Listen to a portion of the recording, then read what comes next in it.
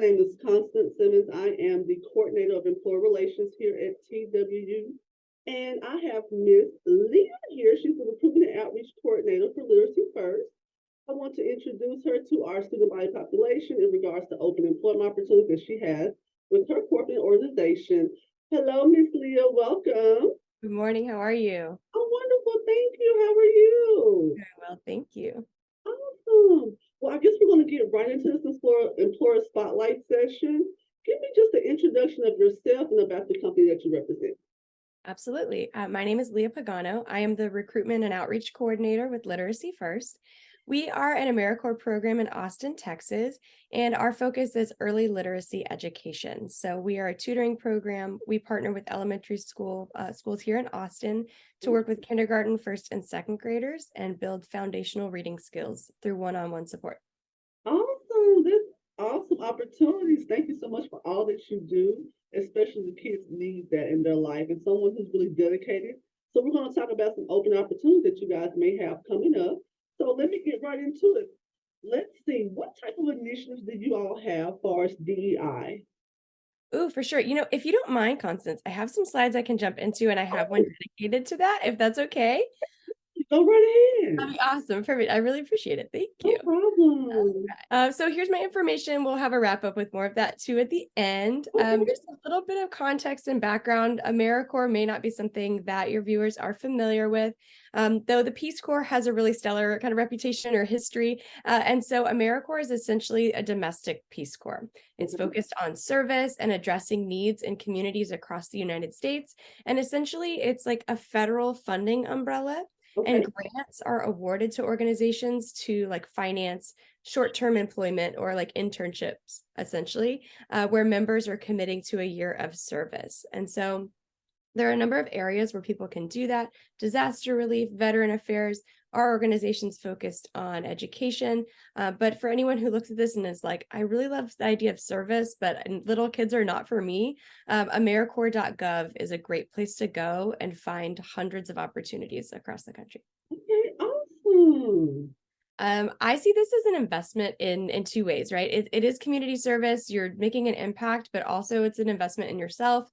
You can gain so many leadership skills and personal development opportunities in engaging in this kind of work. And so it really is a meaningful opportunity. And so we'll talk more about Literacy First and what we do in terms Okay. of our opportunity. We are the oldest AmeriCorps program in Texas. We've been doing this since 1994, and our goal is to focus on early literacy. We're teaching kids to read so they can read to learn. But there's a kind of this cutoff. The science of reading and research shows that by third grade, students are reading to learn. There are word problems. They're doing science experiments, right? It's getting a little bit more complex with vocabulary. And so catching them at that kindergarten through second grade is really a pivotal time. And so that's why our program focuses kind of on that age group. Okay. Our vision is that every child in Central Texas develops reading skills. We feel that reading is a human right, and it's not only impactful for, your success academically, but also moving forward to economic opportunities, civic engagement, personal development, right? It's the foundation for everything that comes with a full experience. And so we accomplish our work by partnering with our school districts here in Austin to essentially ensure that kiddos are at grade reading level or above by third grade. Okay. We do this through a number of different programs. One of our models is a district partnership model. There are a couple of school districts that we train paraprofessionals to implement our curriculum. But at our core, we're an AmeriCorps program. And so our tutors are working one-on-one and providing these interventions that are research-based with our students. We have a ton of training and support, instructional coaching. We're very data-centered, and we're a bilingual program. So we're serving students in English or Spanish, depending on what they get their language of instruction in the classroom. Now that's pretty amazing. That's pretty amazing. That's awesome. Yeah, for sure. Yeah, I feel like, and that kind of leads into our DEI piece. I'll talk more about that. I'm going to go off on tangents here, so try to stay focused. Okay. um, I will say this is something I feel like isn't in the lifeblood of the work that we do, and I really see that it's threefold. At the core of our work, we are meeting the needs of students that are in schools that have been systemically disenfranchised. And we are eyes wide open to the history of Austin. And part of our training early on, we're talking to tutors about why Title I schools exist. Why is there a need for programs like ours as part of a community effort to address these opportunity gaps in underserved communities? We're also addressing this journey of DEI. We acknowledge it's a journey. Some people want to enter this work and get to the point, right? It's not a destination. It's an ongoing, growing experience. And so we acknowledge that. And our members are on different kind of points on that journey.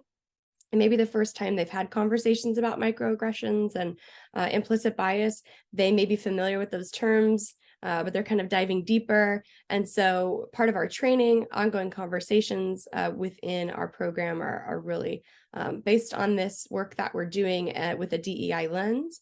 And then as a staff, we are a small but mighty staff of about 15 and growing. And internally, we're looking at, the work that we're doing, the messaging that we're putting out there, the systems we use internally as a team, and in what ways are we, propagating oppressive systemic cultural discrepancies that we need to address. It's a long road. It's a lot of pulling things apart, figuring out what is our space, what is maybe not appropriately our space.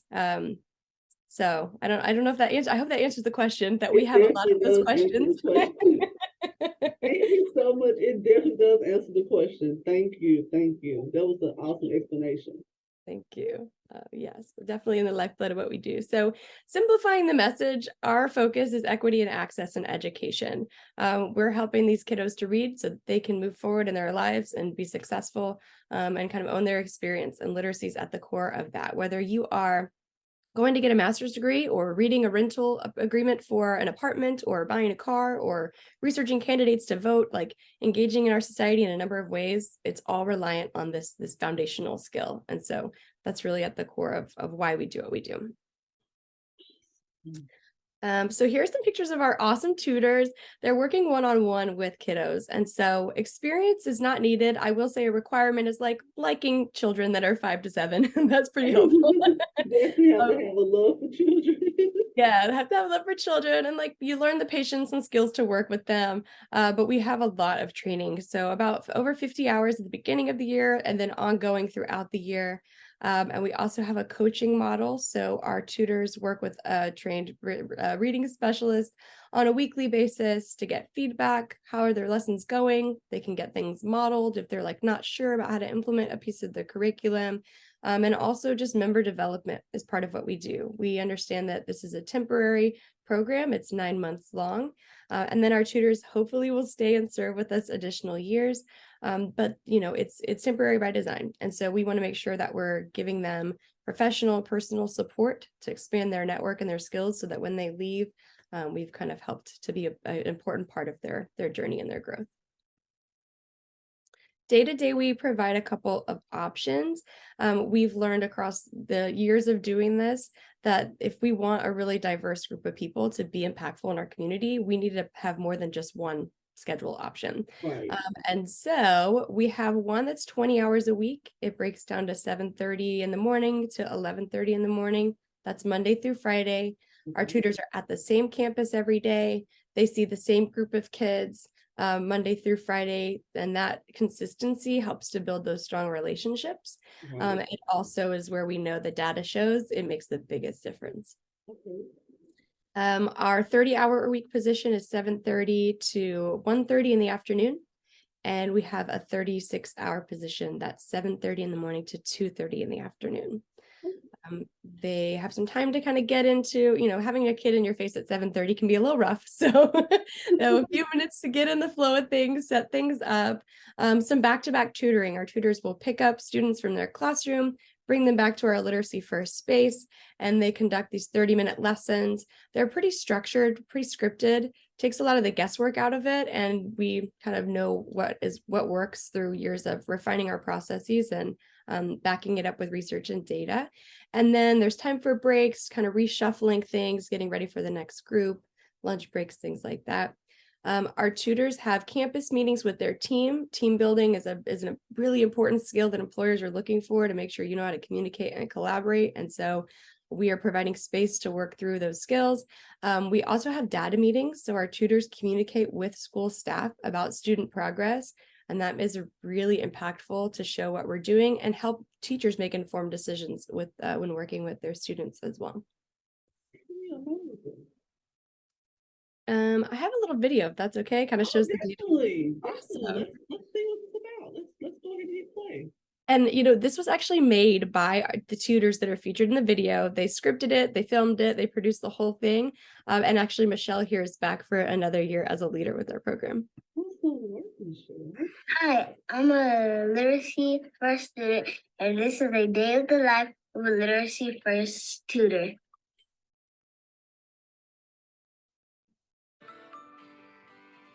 You'll arrive at about 7:30. I know it sounds early, but you'll get used to it. Trust me. Just drink a lot of coffee. Those two lovely ladies are Miss Michelle. She tutors the English-speaking students like me. And Miss Emma, she tutors the Spanish-speaking students. This room is pretty nice. It's really homey. I mean, look at it. In your first half hour, work your lesson plan and tidy up your tutoring station, getting ready for the day. And then at 8 o'clock, you'll pick up your first student from their classroom and bring them to the tutoring room. Miss Michelle is picking up a kindergartner first, and Miss Emma is picking up a second grader. First things first, the good learners chart. I turn on speaker, is listening, voice is quiet, turn on the things. Okay, our friends are on right there. What's interesting about today is that it's testing day. Literacy First is very data driven. They test us once a week to chart our progress. Here you can see Miss Michelle testing her student on his letter sounds, and Miss Emma testing her student on words per minute. For the lesson, Miss Michelle is mostly working on letter sounds and phonics with her kindergartner, and Miss Emma is reading a story about a wolf with her second grader. And then at the end of the lesson, the best part, stickers. And your morning goes like this for a while. You'll pick up students, do lessons, and teach kids to read. It's really fun. And then at 10 o'clock, it's time for a break. During the break, it's nice to relax, get organized, and have a snack. Oh, it's 10:30, time for my lesson. Be right back. First, I practice my sight words, and then I write a story about dinosaurs. Look how much progress I made. No mistakes. Sounds really good. I'm back. It's 11 o'clock, and it's lunchtime for our tutors. Ooh, tamales. Yum. Okay, put those tamales away and get back to work. The afternoon goes pretty quickly. You keep tutoring.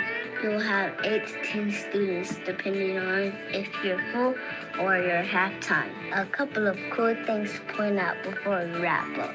First, Literacy First really cares about its students and makes sure each student gets the individual help he or she needs. Here you can see Miss Michelle teaching a student by using tactile learning strategies. And second, Literacy First is fun. Here you can see Miss Emma teaching French to her student at the end of the lesson, since they finished their lesson early, but only because they finished early. All right, the day is almost over. The last hour is used for prep time and winding down. Just getting ready for the next day, basically. And that's it, a day in the life of a Literacy First student. Join Literacy First! Right now. He's so cute. Isn't that awesome? It just brings a smile to my face every time I watch it. Hilarious. And his progress was outstanding that he was able to do all that by himself. Yeah, right. Those are some big words, I know. So Hey. awesome. Oh What my a great, God, that was amazing. Thank you for sharing that. of course. And I will say the times are a little different. They mentioned halftime and full time, but that was something we kind of learned over time, is that offering different options was a little bit better. And so instead of that, we have their 3 positions. So if someone's like, hey, you said 2:30, that's why the video is wrong. Okay. Yeah. Questions or anything so far? No, this is going very well. I'm very, very impressed. I'm learning so much about Literacy First. And I know our students will benefit from all this information and especially the layout that you have provided. I'm just gonna go ahead and just let you continue with your PowerPoint because this is great information. And you're actually answering all of my questions with the PowerPoint. So I have no questions for you. I'm just gonna let you flow. Awesome. Thanks. That's awesome. Good to hear. Yeah. So let's talk about requirements and benefits. We are a really diverse group. We have high school graduates, we have college graduates, we have students. It's in the morning, so folks that have classes maybe in the evening. We have young professionals, we have retired teachers. Our youngest tutor right now in our service year is 17, and our oldest is 67, 65, 67. So that's out of 60 tutors. It's a really broad range, and we pride ourselves in that. We really appreciate the like multitude of skills that our members are bringing. So with that, our minimum requirement is a high school diploma or GED, must be a U.S. citizen or lawful permanent resident. And basic computer skills, we are teaching our tutors how to use Salesforce to enter data for students. So kind of being familiar with the computer is good. It's definitely a marketable skill to take with you of the data analysis and the Salesforce use, I will say. Okay. And 17 years old at start date. And then the way that AmeriCorps works is you're essentially committing to a total number of service hours in your 9-month service term. And so that's kind of the breakdown. With the benefits, your pay basically stays consistent month to month. So I'll talk about the living stipend here in a moment, and I'll kind of readdress that. Tutoring with fidelity in our curriculum, we know what works. We've done this. We are constantly having internal conversations to fine tune and tweak and keep our thumb on the pulse of the science of reading. What's kind of happening in the industry. And so with that, we really ask our tutors to kind of follow their training. It is something that it happens over time. They kind of learn the steps as their students progress. They're learning new tools. In our trainings, we have a lot of practice and a lot of support. That's something our tutors, we ask them throughout the program and our alumni, and they all say this is an incredibly supportive program. And we pride ourselves in that because we want to make sure our curriculum is being implemented the most effectively it can, but also that we're making sure our tutors feel like they're getting the most out of the program. Another part of what we do is we have a lot of community partnerships that we've built over time. And so there are some service days set into the program, like 2 to 3 throughout the year, the school year. But we also encourage our members to get additional hours if they want, or they can make up hours if they're out by volunteering with the community. So that might be a food bank. We have other organizations that are focusing on like rehoming folks in Austin, addressing, lack of access to food, Habitat for Humanity. Like if there's a partnership that's with a nonprofit, we encourage our members to expand their network, and then they can get credit essentially for doing that work as well. Okay, awesome. And then PR is not bad. We expect our members to kind of go and make a good name for our program out in the community and spread the word where they can. Brand ambassadors, if you will. Right. I was just thinking that. Yeah, for sure. Yeah. And we also too we're kind of trying to be more intentional. We're bringing in a new communications person about, if folks are willing to share things on their LinkedIn and share things on their Instagram or whatever, and how can we give them some of those hour credit for that, because our members and the word of mouth really makes a huge impact. That's how we get some of our most amazing tutors, because our current tutors who do a great job share the information and spread the word. We are in 22 schools this upcoming school year around Austin. And so this is my lovely Google map that I use to create kind of zones and figure out with my team how to puzzle piece folks based on their address and transportation needs and our program needs, how to put everybody in the school that works best for them. So part of the hiring process, especially for folks who are relocating, is sharing resources with what are the places that are affordable? Austin's been going through a crazy boom. I'm hoping we're on a downturn for renting prices. It's looking promising so far, but what we found the biggest thing is just planning ahead. No one's going to start a program in September and move in August and figure it out then, right? It takes a lot of conversations and research ahead of time, but we have great feedback from our members. And so we include that in our resources to kind of share with folks who are planning to relocate. But we're mostly, and then throughout that housing guide as well, in our kind of different areas, we have a really awesome resource our members have helped create of like great places to eat, right? What are the things to do? And so you can learn a little bit more about Austin, what's going to be more of like kind of an artsy laid back vibe, where is it going to be more young professionals? I will say North Austin has the nickname of South Dallas. I say this having grown up in the DFW area, so I can vouch, but we're getting the traffic, so it'll be something you're used to. Right. Yeah. Oh yeah, it's happening. So some of the kind of hard benefits here, there's a monthly living stipend. We have AmeriCorps kind of things that we have to comply with in terms of what we are allowed to provide in that service experience. For all of our positions, it breaks down to about $16 an hour. At the end of a term of service, there's an education award. And so this can go towards federal loans if approved. That's a whole loan conversation. I can lead people to a website. I'm not a loan expert. Gladly. Or it can go towards future tuition. So any Title IV institution, community college, grad school, if somebody wants like a certificate, or if they just want to take a class, they can be used within 7 years of their term of service. And so that's a really awesome benefit. Yeah. Student loans are kind of in this gray area right now, right? We wish that they would just like sweep them all away and forgive them, but in the event that doesn't happen, there's federal loan forbearance, which essentially pushes the pause button on payments while members are serving. And then coupled with that, if the loan provider still charges interest, which they sometimes do, there's a trust repayment program that the federal government will help repay that interest. In addition to this, we have a lot of additional benefits that really kind of round out the experience. I'm an AmeriCorps alum myself, and I really can speak to the personal and professional growth that I feel like I'm in such a short time.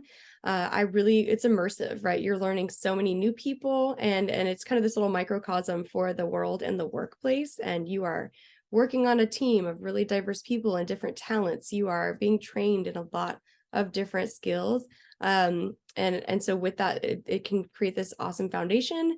And I explained this to a prospect the other day, a potential member, that like, I feel like AmeriCorps for me fine-tuned what I wanted to do while expanding possibilities at the same time, which can be awesome, but also scary. So.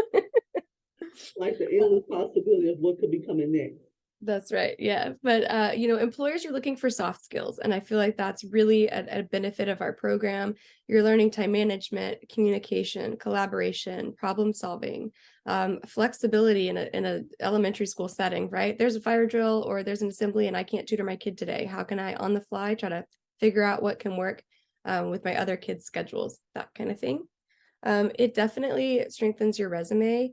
There are over 600 employers, mostly like state kind of, institutional bodies that have agreed to hire AmeriCorps alumni. And so that's a really good thing. It shows that you're willing to commit, you care about doing good, you're passionate. It carries a lot of strength on that piece of paper that you're sharing with folks. Making connections to expand your network is a really big part of that. And so we have people that major in all different programs, certainly education, nonprofit management, social work, kind of lend English, rhetoric, things like that lend themselves to our program. But we have folks who are pre-med, who studied economics, public policy, and they've all been able to find the way that they can carry these skills forward and build their network in the process. Life on a stipend is not easy. I will not lie. And so, there are certainly members that come into experience. I was one of them. I had privilege of parent support, and I was able to kind of learn how to budget with a safety net. That's certainly not the case for a lot of our members. And so it's how do I build this personal resilience? Do I need an additional job? I was that person too. I was selling pies in bodegas in San Francisco on the weekend. So, I will say though that if you're looking for something that essentially could be part-time, could be more like full-time, it's an investment. It feels like an internship because it's almost like this like training wheels of a career. You're gaining all these skills in a short time that you're ready to carry with you. And internships are really down right now. They have not recovered from the pandemic. A lot of corporations and organizations just don't want to foot the bill or can't as they try to rebuild. And so I feel like AmeriCorps is really fitting that need in a number of industries right now. In terms of Literacy First specifically, we pay the monthly premium health insurance for medical for all of our members, regardless of their time commitment. So it's rare to find a part-time job that's going to pay your medical benefits, but we feel like that's a really essential need, especially with that AmeriCorps stipend. In the name of inclusion, we have an accommodation process internally to help support any folks that would need a reasonable accommodation, but we're also affiliated with the University of Texas. And so we have a process through the UT program that we can help support members as well. Okay. Our members have off holidays similar to teachers, but their pay stays the same. So because we're working in a school setting, you'd have a week off in November, 2 weeks in December, a week off in March, but your stipend will remain consistent because AmeriCorps' expectation is that by the end of May, at the end of the school year, you have reached your total number of hours, right? Whether that was the 1,200, 900, or 675. That being said, let's say that your cousin's getting married or you're out sick and you miss a day. We have training modules, or you can do that with the volunteering in the community to make up those hours. So there's a lot of flexibility around making sure that people meet that mark. We have a lot of benchmark and reminders to support our members. And we also have clubs that our members form and lead based on their interest. And those are great ways to add hours to your total as well. Right now we have a film club and a writing club, a lot of DEI trends in there. Sometimes they're looking at like cult classic films and trying to pull apart like what is not right here, right? Dangerous Minds, for example. Yeah. Especially in the work that we do, we have to talk about white saviorism and like Michelle Pfeiffer, what's up? And like, let's really break this down. And those are important conversations for our members to have, especially with the scope of what we're doing. We offer with our UT, our members are UT non-employees. It's a caveat. We were started through the UT Dana Center. It's kind of a research, literacy, mathematics, equity, and access piece within the School of Natural Sciences. Oddly enough, couldn't tell you why we're housed there specifically. There's a reason, I know. And so our UT is kind of our infrastructural bones, but we are funded more like a nonprofit through AmeriCorps and private funding.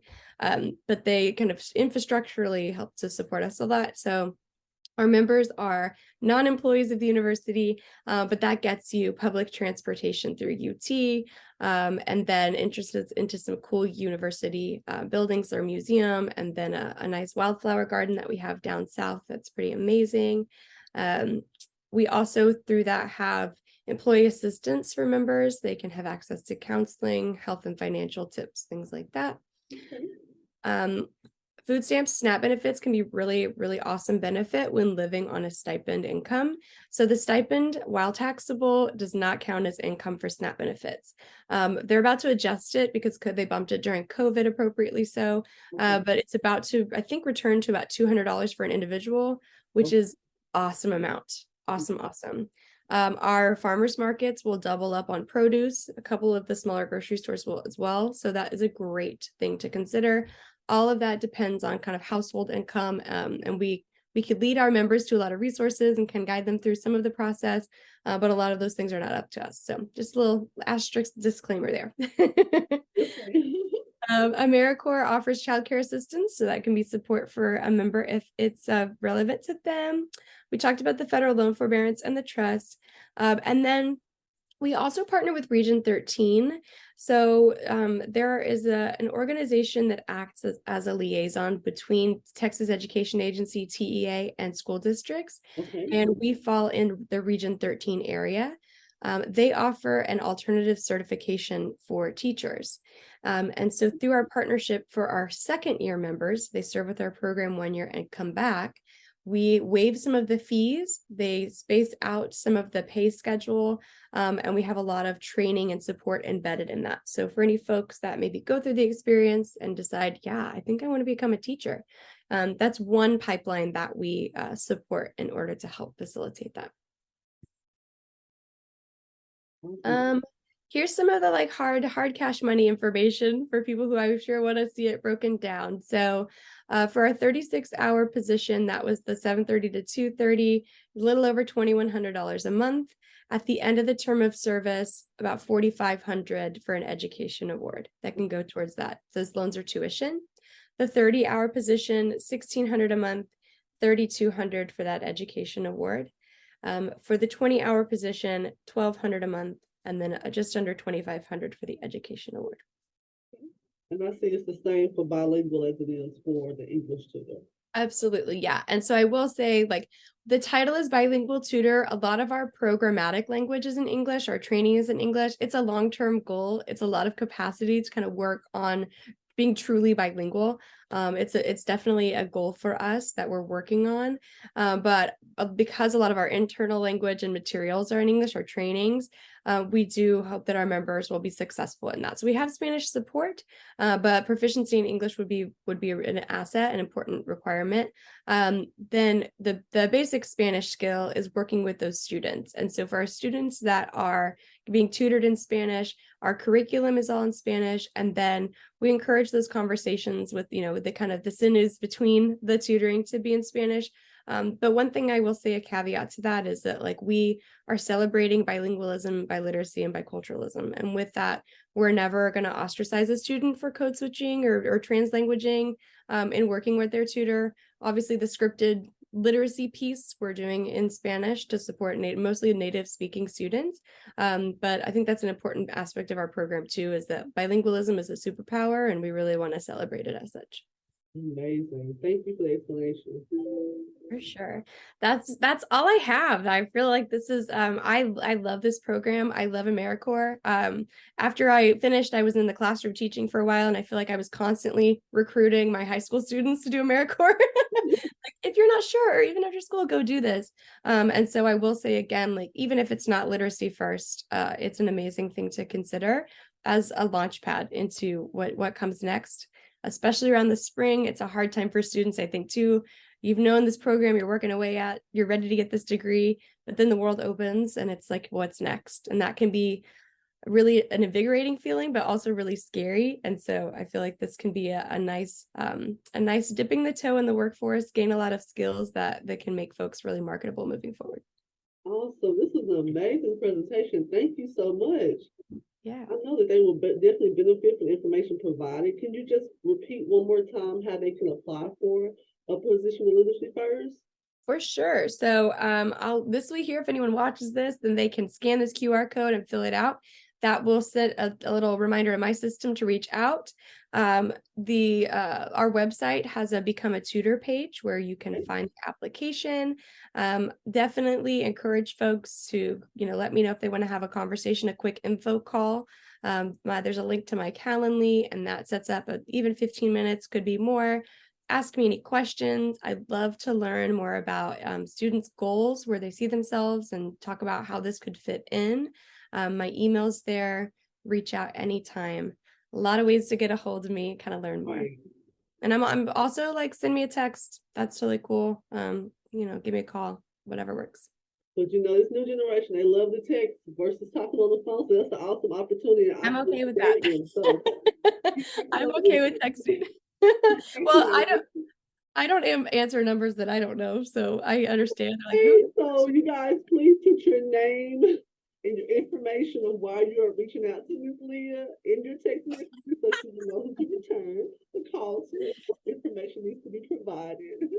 Well, no, right. But if I get I'm like, is this spam? So I don't blame anyone for not wanting to pick up the phone. The voicemail, though, we got to answer those voicemails. You guys leave voicemails as well. She's more than willing to assist you with any needs that you would have. Yes. This is an awesome presentation. I want to say thank you so much again for taking time out to speak with me at this Employer Spotlight session here at Texas Women's University.